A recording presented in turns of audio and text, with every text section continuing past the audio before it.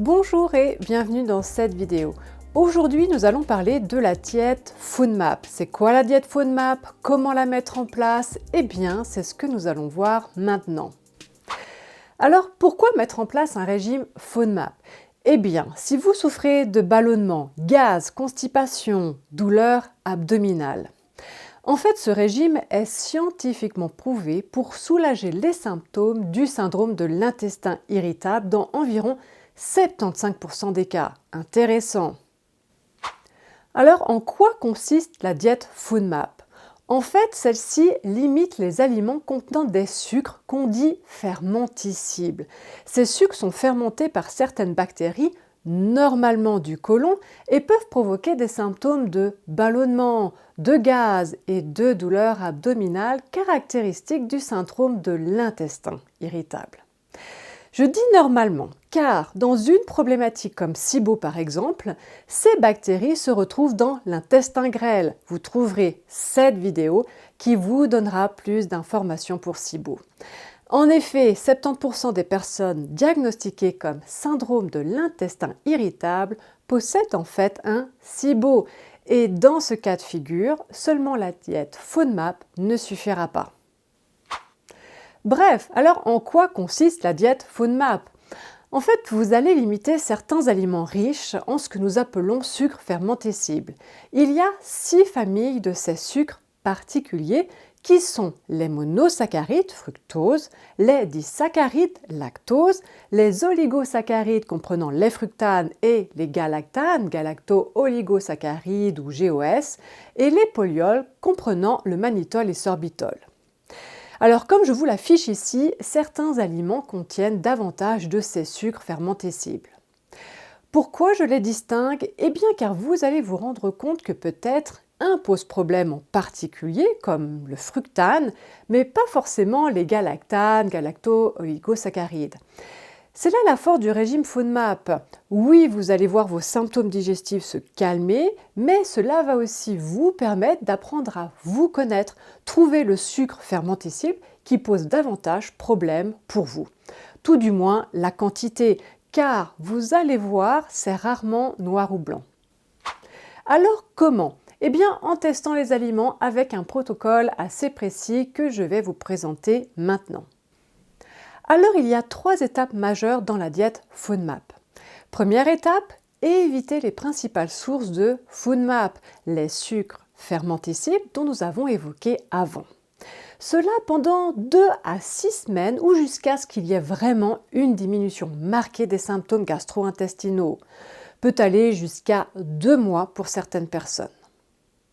Ensuite, attendre quelques jours de confort et sans aucun symptôme. Si vous aviez des ballonnements, vous n'en avez plus. Si vous aviez des gaz, vous n'en avez plus. Si vous aviez des douleurs, idem, vous n'en avez plus. Bref, vous vous sentez particulièrement bien. Alors, comment éviter ces sucres fermentescibles? Eh bien, je vous donne 2 options. Première option, c'est cette application, la Monarch University FoodMap Diet. Vous retrouvez l'ensemble des aliments, il suffit de taper le nom, brocoli par exemple, et vous allez obtenir une première page. Vous voyez ici, cela nous indique que si vous mangez 75 g de tête de brocoli, vous n'aurez pas de symptômes. Il y a une couleur verte. Si vous en mangez déjà 240 g, vous pouvez avoir des symptômes. Il y a une couleur orange. Et au-delà de 270 g, c'est en rouge, donc à éviter car les risques de ressentir des symptômes sont importants. Alors, qu'est-ce que j'entends par symptômes?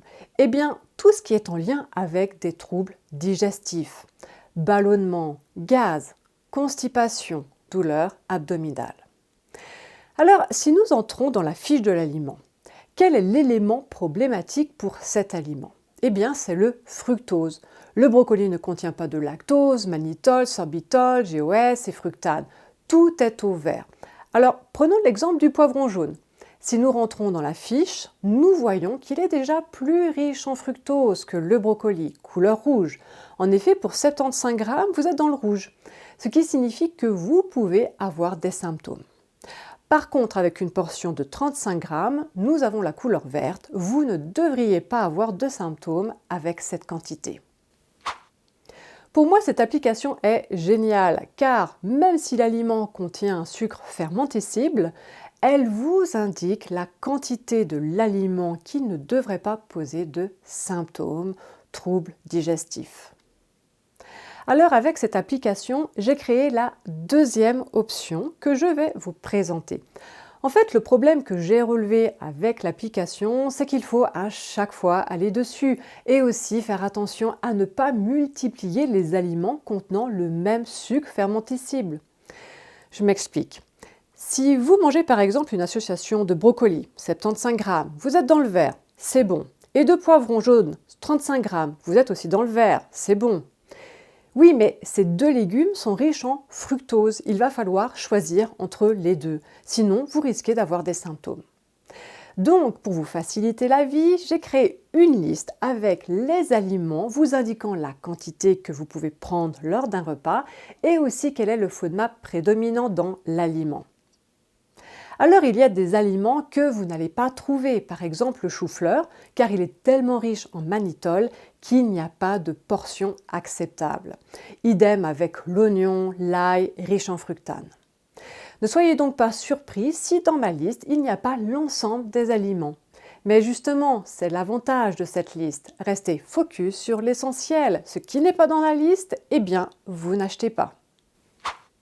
Des exemples. Eh bien ici, j'ai fait une salade avec de la laitue. En général, les légumes verts sont très faiblement riches en FODMAP. J'ai mis donc des carottes, de la ciboulette, de l'huile d'olive et un filet de vinaigre de cidre. À cette salade, eh bien, j'ai ajouté du poulet avec des herbes de coriandre. Un autre repas pour exemple, un filet de saumon avec un mélange de carottes, de poivrons et un maximum de coriandre car j'adore ça. Et un filet de citron et du sel avec un filet d'huile d'olive. Ici, j'ai un mélange de bok choy, betterave rouge, poivron rouge, tout cela cuit à la vapeur et de la viande de bœuf hachée avec du persil et un filet de jus de citron. Alors bien sûr, vous pouvez adapter vos repas en fonction de vos habitudes alimentaires. Ce ne sont que des exemples que je vous montre ici. Alors, plus vous allez faire attention, plus vous allez voir des résultats. Si vous êtes moins consciencieux, eh bien, les résultats mettront plus de temps à apparaître concernant la diminution de vos symptômes. Deuxième étape de la diète FODMAP, c'est la réintroduction des aliments, faire des tests de consommation. Personnellement, je commencerai par augmenter les quantités en chaque sucre fermenté cible afin de savoir si un en particulier pose davantage problème pour vous. Par exemple, le chou-fleur qui est riche en mannitol et que vous n'avez pas pu manger, est-ce qu'en mangeant 75 g de chou-fleur par jour pendant 3 jours pose problème pour vous ou tout va bien? Les artichauts, est-ce qu'en mangeant 75 g d'artichauts pendant 3 jours consécutifs pose problème ou pas? Car celui-ci est riche en fructane. Alors il faut tester certains aliments comme ça pendant 3 jours et c'est là que vous allez connaître les sucres fermentés cibles que vous supportez très bien et d'autres où il faudra limiter la quantité. Donc, répétez ces étapes pour différents aliments normalement riches en FODMAP, par exemple l'ail, les oignons et ainsi de suite. Troisième étape, la dernière étape, consiste à réintroduire une variété d'aliments de chacun des groupes de sucres fermentés cibles et de réintroduire des aliments fermentés, kéfir de lait, kimchi, légumes lactofermentés et surveiller les symptômes suite à leur consommation. Il est important de comprendre que cette diète ne peut pas guérir mais peut soulager en permettant d'éviter les symptômes gastro-intestinaux sur de longues périodes. En tout cas, il est important de diversifier votre alimentation car c'est la clé pour développer certaines bactéries de votre microbiote. Alors récapitulons les avantages de l'alimentation FODMAP. Contribue à réduire considérablement les symptômes comme les douleurs abdominales, les ballonnements et la diarrhée et la constipation liées au syndrome de l'intestin irritable. Vous allez avoir davantage d'énergie, heureux de ne plus avoir les symptômes. La malbouffe et les autres aliments fortement transformés n'atterrissent jamais dans votre assiette. Cela ne demande pas de compter les calories ni de s'affamer. Les restrictions portent simplement sur certains groupes d'aliments et non sur les calories. Passons aux inconvénients de l'alimentation FoodMap. Les personnes se sentant mieux, elles peuvent avoir tendance à négliger la réintroduction des aliments FoodMap. Cela peut causer à terme, et selon les cas, une dysbiose intestinale. Il faut toujours garder en mémoire que FODMAP désigne un groupe de glucides à chaîne courte qui servent à nourrir les bactéries de l'intestin. En leur absence, les bonnes bactéries intestinales, Lactobacillus et Bifidobacterium, vont se retrouver en minorité. Dans ce sens, une bonne réintroduction des FODMAP est essentielle, obligatoire. Enfin, il est important de comprendre que dans 25% des cas de syndrome de l'intestin irritable, la diète faible en FODMAP peut ne pas être efficace pour soulager les symptômes gastro-intestinaux. Dans ce cas de figure, cela veut dire qu'il y a autre chose. Vous ne souffrez pas seulement de symptômes liés à un syndrome de l'intestin irritable. Je vous conseille donc de consulter un nutritionniste qui fera certains tests pour analyser les causes possibles et mettre en place des solutions. Peut-être avez-vous une infection fongique ou bactérienne, un SIBO. Voilà, nous arrivons à la fin de cette vidéo. Si vous avez appris des choses, eh bien merci de liker celle-ci. Et si vous voulez en apprendre davantage sur l'alimentation et la gestion de problématiques de santé, eh bien abonnez-vous. Je vous dis à très bientôt et prenez soin de vous.